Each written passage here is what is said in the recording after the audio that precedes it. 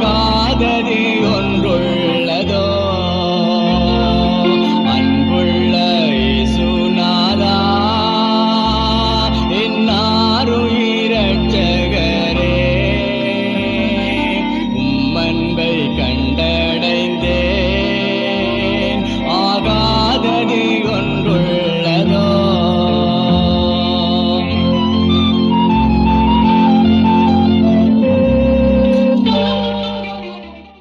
கர்த்தருக்குள் அன்பானவர்களே, அனுதினமும் கிறிஸ்துவுடன் தியான வேளைக்கு உங்களை அன்புடன் அழைக்கிறோம். இன்றைய தியானத்திற்கான வேத வாசிப்பு யாத்ராகமம் 18ஆம் அதிகாரம் வசனங்கள் 17 முதல் 21 வரை.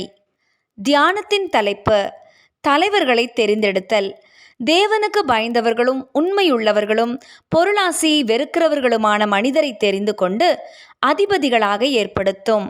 யாத்ராகமம் 18ஆம் அதிகாரம் வசனம் 21.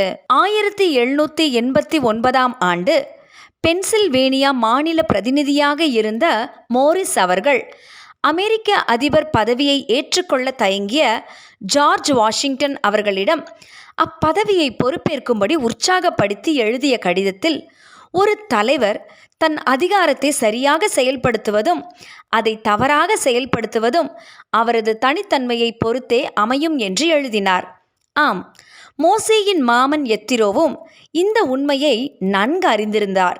தனது மருமகனின் வேலை சுமையை குறைப்பதற்குத்தான் வகுத்த திட்டமானது அதை செயல்படுத்த போகும் மனிதர்களின் பண்புகளை பொறுத்தே அமையும் என்பதை தெளிவாக தெரிந்து வைத்திருந்தார். எனவேதான் தெரிந்தெடுக்கப்படும் தலைவர்கள் திறமைசாலிகளாய் மாத்திரமல்ல, தேவனுக்கு பயப்படுகிறவர்களாகவும் உண்மையுள்ளவர்களாகவும் இருக்க வேண்டும், பொருளாசைக்காரர்களாக இருக்கக்கூடாது என்ற நிபந்தனையையும் விதித்தார். ஆனால் அநேகமாக இந்த அடிப்படை தத்துவம் பெரும்பாலும் கடைபிடிக்கப்படுவது இல்லை. இன்று திருச்சபைகளிலும் அரசியலிலும் தனி மனிதனின் குணங்களை விட அவர்களது திறமைகளுக்கு மட்டுமே முக்கியத்துவம் தரப்பட்டு தலைமைத்துவம் கொடுக்கப்படுகிறது. ஒரு கருத்து கணிப்பு ஒரு அரசியல் தலைவர் குணத்தில் குறையுடையவராயிருந்தாலும் நாட்டை சிறப்பாக நிர்வகிக்க முடியும் என்று கூறுகிறது. ஆனால் இது வேதத்துக்கும் நடைமுறைக்கும் முரணானது. நம்முடைய திருச்சபையிலோ அல்லது தேர்தலிலோ தலைவர்களை தேர்ந்தெடுக்கும் பொறுப்பில் நாம் இருக்கின்றோம் என்றால் அவர்களது குணநலனுக்கு முக்கியத்துவம் கொடுப்போமாக.